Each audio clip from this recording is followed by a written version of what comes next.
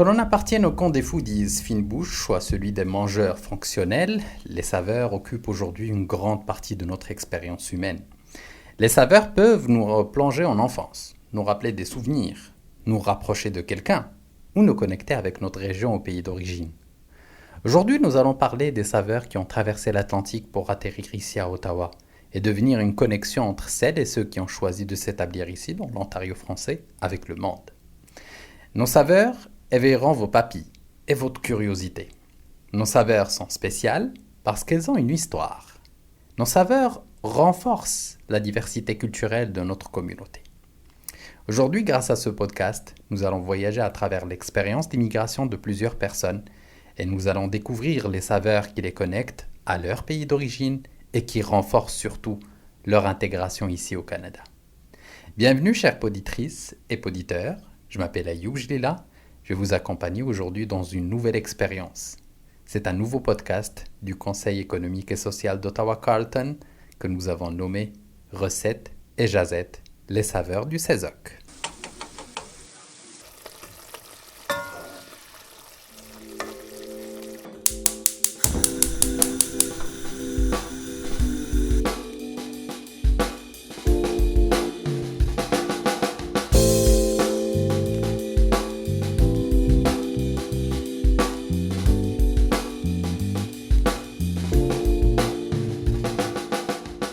Avant tout, je tiens à remercier notre bailleur de fonds Immigration, Réfugiés et Citoyenneté Canada.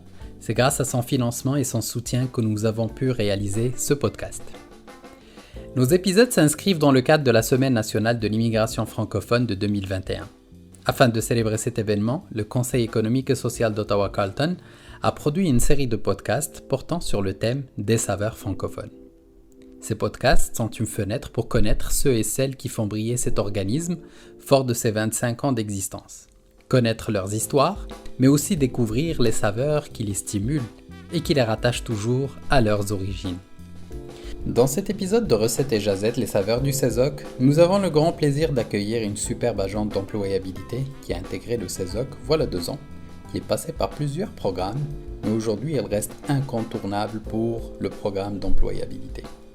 Aujourd'hui, dans cet épisode, j'accueille Youyou Nsombe. Bonjour Youyou. Bonjour Ayoub. Ça va? Ça va super bien, merci. Très heureux de te recevoir dans ce podcast-là et dans cet épisode-là.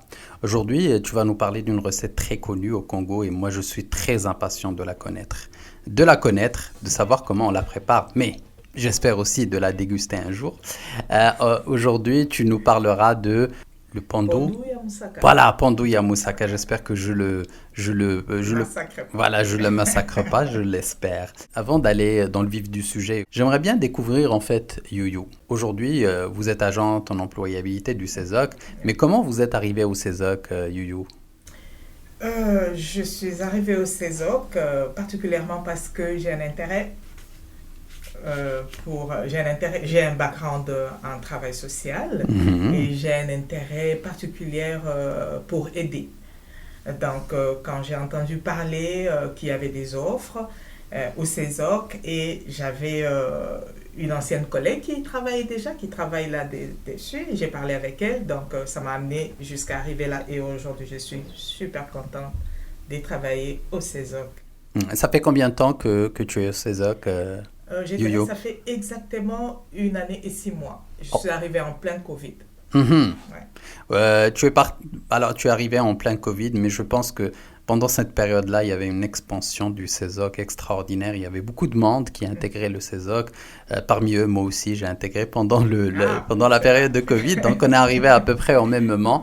Et aujourd'hui, ton emploi actuellement, c'est d'aider les nouveaux arrivants à trouver un emploi. Exactement. C'est ce que j'ai fait parce que je pense et je crois à l'immigration socio-économique. Une bonne intégration passe par l'intégration socio-économique. Tout à fait. Youyou, avant d'arriver au CESOC, je pense que tu as un cheminement en immigration. Je ne sais pas combien de temps tu es ici au Canada. Et voilà, cette histoire a commencé comme une aventure. C'était lors d'une présentation à la Maison du Québec en France. C'est là qu'on nous a parlé de l'immigration au Canada, l'immigration au Québec. Et la présentation qu'ils avaient faite, c'était juste waouh. Et aujourd'hui, je comprends que c'était les photos prises pendant l'automne. C'est du marketing, Excellent. mais c'est du vrai marketing aussi. Je t'assure. Donc, ça a commencé comme ça et j'ai été intéressée en 2009. J'ai commencé mon dossier en couple avec mon mari et nos 2 enfants à l'époque. Et en 2010, c'était rapide. On a été admise dans la catégorie travailleurs qualifiés et nous sommes arrivés en janvier 2010. Ah, ça fait depuis 2010 que Oui. tu es ici au Canada. Est-ce que tu es arrivé en Ontario en premier lieu ou au Québec? Non, comme francophone, Mhm. j'avais la connaissance du Québec. Et quand on me parlait du Canada, je voyais le Québec, je voyais Montréal.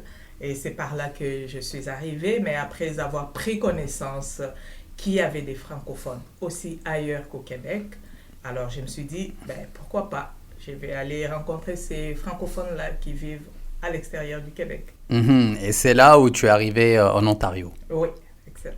Ah oui. En fait, en tant que nouvel arrivant, on a toujours, je pense, cette image-là que le Canada francophone s'arrête dans les frontières du Québec.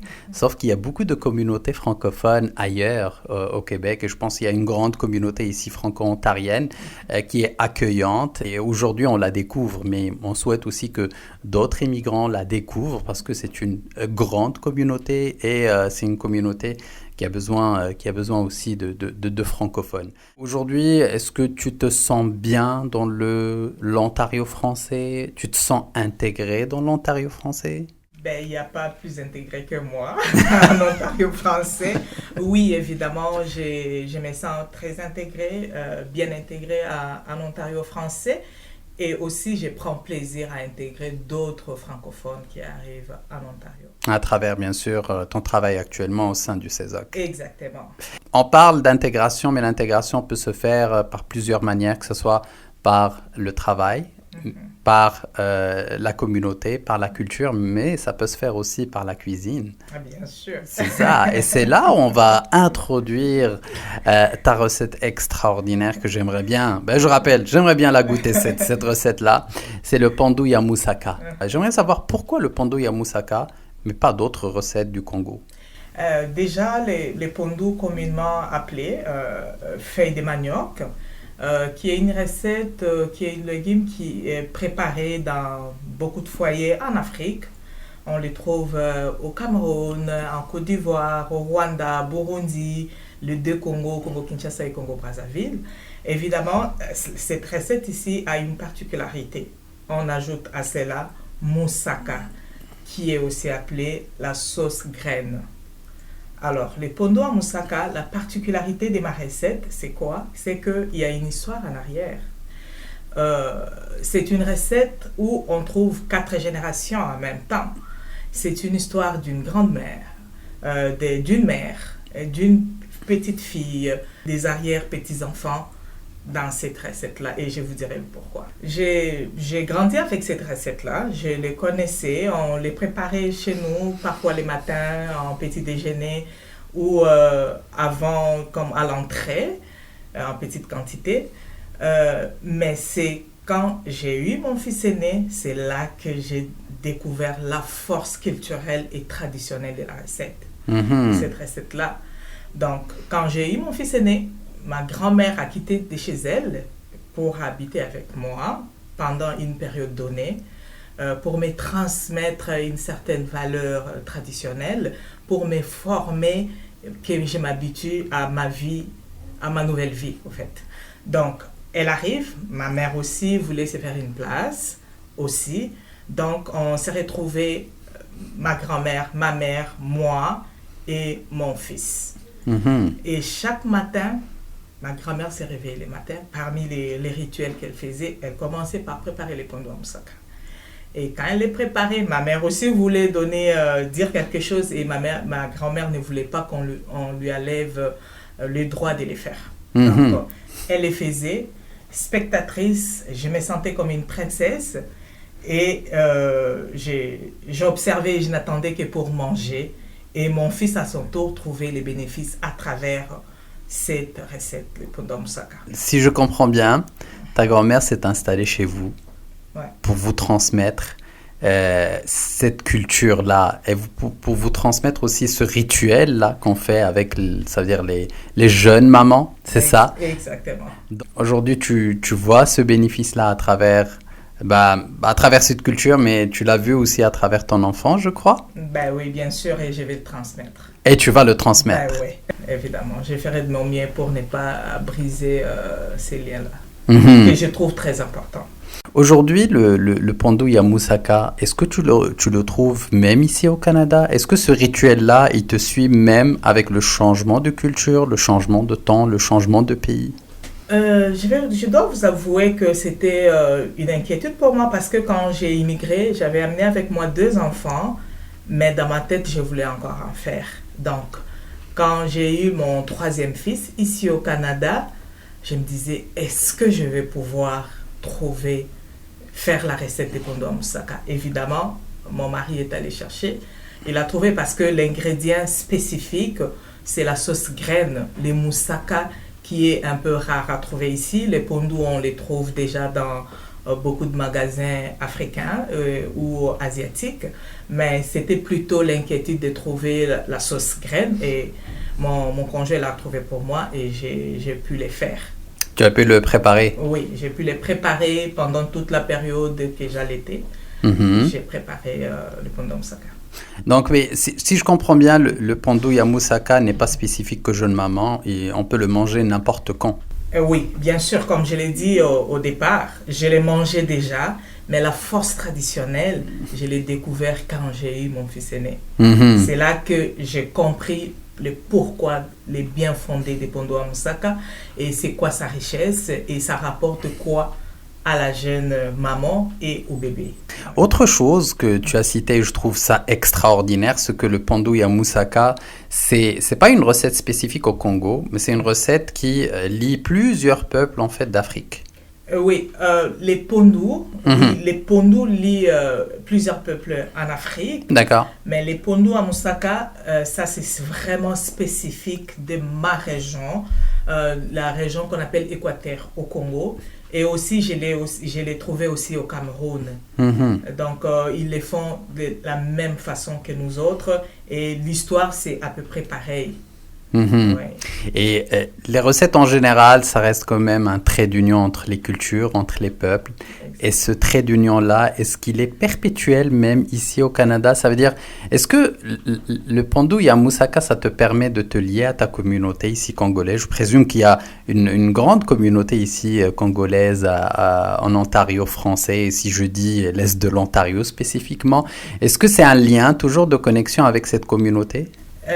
Oui, c'est un lien. Aujourd'hui, si j'apprends qu'il y a une Congolaise que je connais, une famille que je fréquente vient d'avoir un enfant, je vais faire les pendouilles à moussaka et je vais le lui apporter. Ah, mais c'est la première chose qu'on lui apporte. Oui. Pas de cadeau, mais le pendouille à moussaka. Le pendouille à moussaka, c'est très important pour la maman et pour les bébés aussi. D'accord, mais c'est excellent.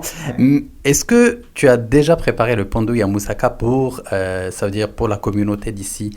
Si je parle de la communauté, pas la communauté congolaise qui connaît déjà la recette, mais une autre communauté, à savoir les franco-ontariens, des collègues au travail.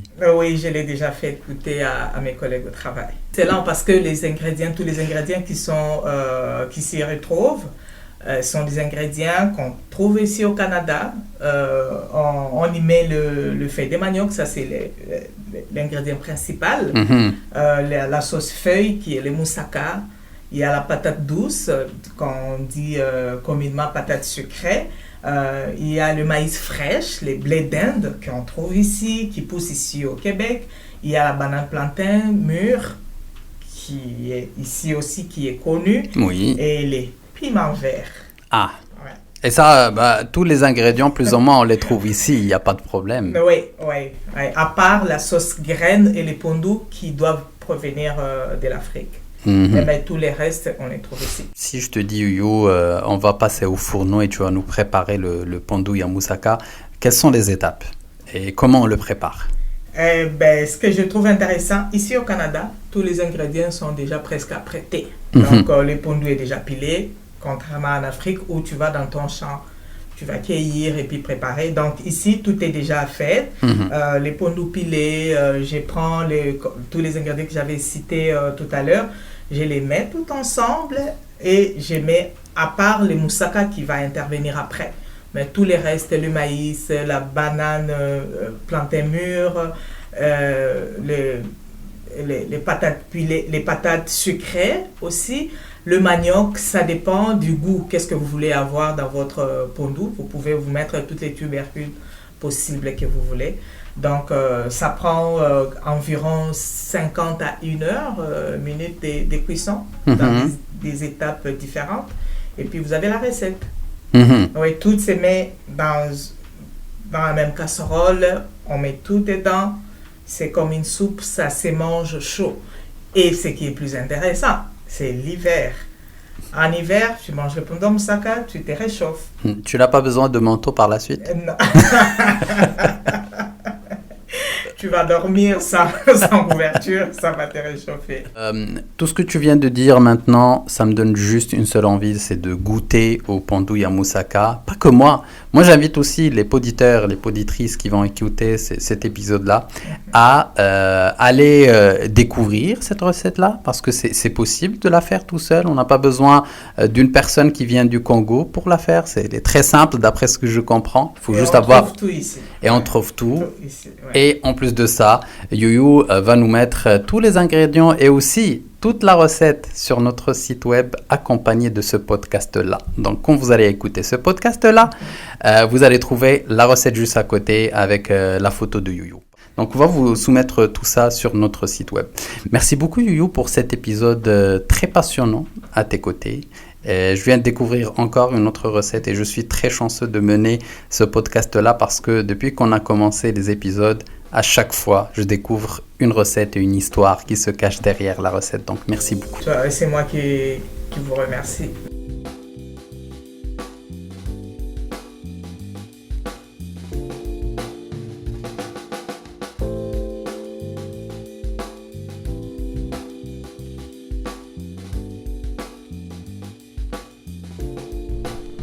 Ainsi, nous arrivons à la fin de cet épisode de votre podcast Recettes et Jazettes, les saveurs du Cézoc.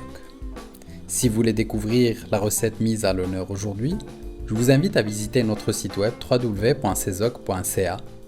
Dans l'onglet podcast, vous allez trouver les ingrédients ainsi que les étapes de préparation. Ce podcast sera aussi disponible sur notre chaîne YouTube. Nous remercions encore une fois notre bailleur de fonds, Immigration, Réfugiés et Citoyenneté Canada. C'est grâce à son financement que ce podcast est rendu possible. Je vous dis à très vite.